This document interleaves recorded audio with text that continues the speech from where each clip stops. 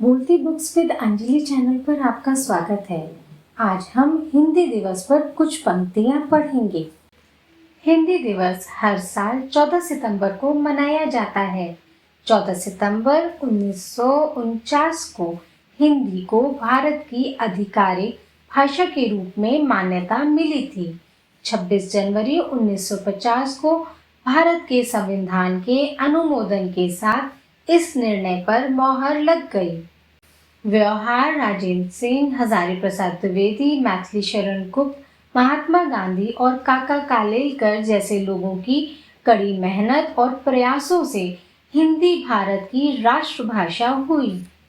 हिंदी के प्रतिष्ठित विद्वान और भाषाविद व्यवहार राजेंद्र सिंह ने देवनागरी लिपि को विकसित करने, शब्दों की वर्तनी को सरल बनाने, साथ ही भाषा को अधिक आसान और मानक बनाने में खास भूमिका निभाई। 14 सितंबर 1953 को पहला हिंदी दिवस मनाया गया था। इस दिन कई तरह के कार्यक्रम होते हैं, जैसे कार्यशालाएं, निबंध प्रतियोगिताएं, सांस्कृतिक उत्सव, हिंदी साहित्य का पढ़ना और हिंदी भाषा को बढ़ावा देने के लिए अभियान। हिंदी दिवस के दिन हिंदी भाषा के सांस्कृतिक महत्व को याद करते हैं और अलग अलग भाषाओं को बोलने वाले लोगों के बीच हिंदी के उपयोग को प्रोत्साहित करते हैं।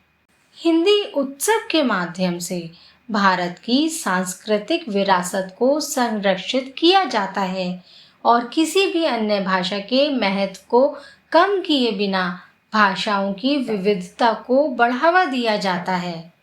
हिंदी दिवस का उत्सव भारत की पहचान में हिंदी की महत्वपूर्ण भूमिका पर प्रकाश डालता है। भाषाई विविधता और साझा राष्ट्रीय भाषा के बीच संतुलन बनाता है। भारत विविध भाषाओं वाला देश है। हिंदी दिवस का उद्देश्य हिंदी को एक एकीकृत भाषा के रूप में बढ़ावा देना है।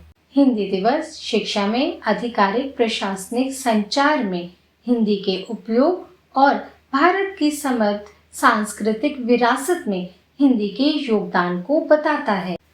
एक गतिशील और प्रभावशाली भाषा के रूप में हिंदी दिवस हिंदी के महत्व, विविधता और सांस्कृतिक प्रासंगिकता का उत्सव मनाता है, शासन में इसकी भूमिका को मजबूत करता है और समावेशी शिक्षा को बढ़ावा देता है। साथ ही दुनिया में हिंदी का महत्व संरक्षित करता है। आखिर में हिंदी दिवस एक बहुत खास त्योहार है जो भारत की सांस्कृतिक, भाषाई और राष्ट्रीय पहचान में हिंदी की महत्वपूर्ण भूमिका को दिखाता है और विविधता में एकता को बढ़ाता है। कृपया इस वीडियो को लाइक और शेयर करें और चैनल को सब्सक्राइब करें। धन्यवाद।